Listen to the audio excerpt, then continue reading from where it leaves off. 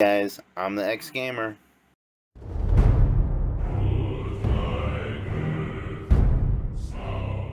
Okay, so after years and years of running this channel, we are finally doing video game reviews, and I just decided that our very first game that we really need to review, it has to be, and you may have already seen the title, Now, it's already been a while since the game's been out, but same time, I was actually playing the game, right around the time we decided to take our very extended break. And, well, what can I say that hasn't already been said about God of War? God of War 2018, as we're going to be calling it. Well, what I will say is that it's easily the greatest example on how to not just reboot a franchise, but completely reinvent a franchise by implementing new mechanics, new gameplay styles, new just everything, and do it in such a cohesive and coherent way to where it's like, how did we never have this before?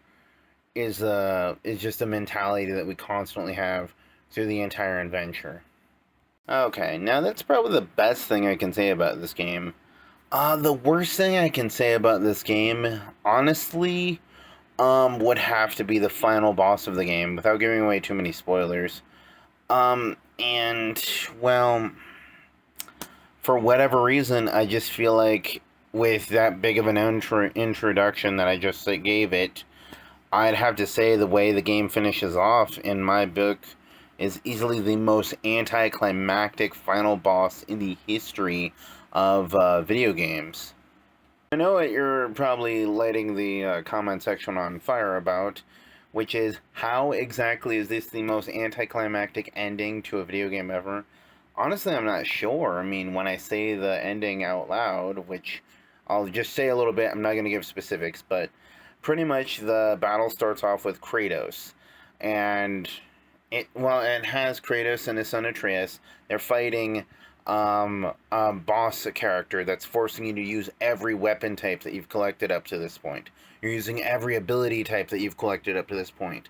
You have to flip-flop between both of them in order to fully take him on and take him down.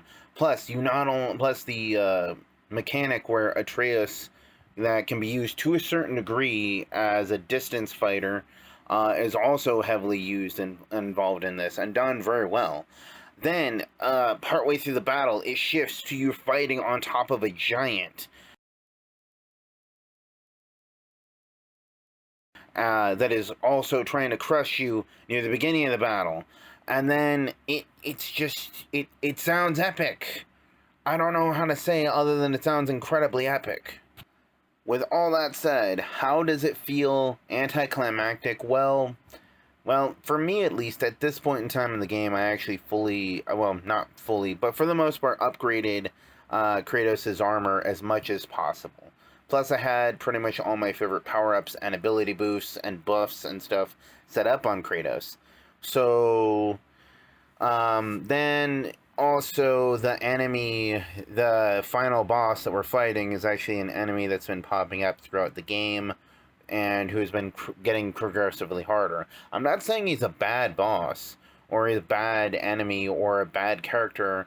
Well, he's technically a bad guy character. You are a bad guy, but this does not mean you're a bad guy. Anyway, altogether, he's a very well-rounded character is all I'm trying to say. And, I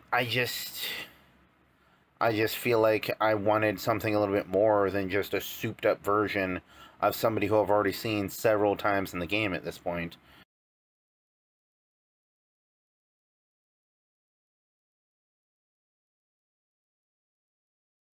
And I guess that little bit was a little bit disappointing.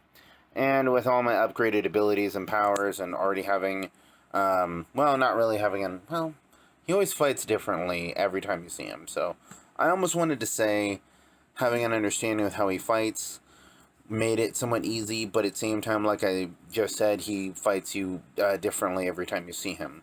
So with all that said, God of War is an incredible game.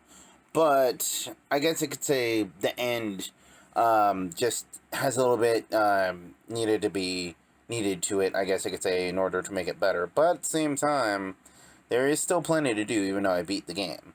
Partway through the game, they reveal these one side missions known as, well, there's a ton of side missions to say the least, but there's these one creatures called Valkyries, and you have to fight them, and you can, when you start fighting them and you fight all of them, you unlock some kind of Valkyrie Queen, and she is very powerful from what I understand. And I've been meaning to go back there and take on all the Valkyries and take down the Valkyrie Queen. Then there's also, like I said, a number of side missions, which are almost endless at this point, that gets you additional power-ups and mini-bosses. Not to mention, there was also a secret, I guess I could say, boss or mini-boss kind of situation, that was barely found like a year ago at this point in time. So they really hid a lot of stuff in there. So, I'm saying the game ends anticlimactically, there actually is still a lot left to do once the credits roll. And there's plenty to keep you coming back. Not to mention a secret ending, which I didn't find out again until about a year ago. I unfortunately spoiled it for myself. I'm not going to spoil it for you guys, but definitely, all I can say is definitely complete as much of God of War as humanly possible. And look up to how to get the secret ending. Well, that's about all I have to say about God of War 2018.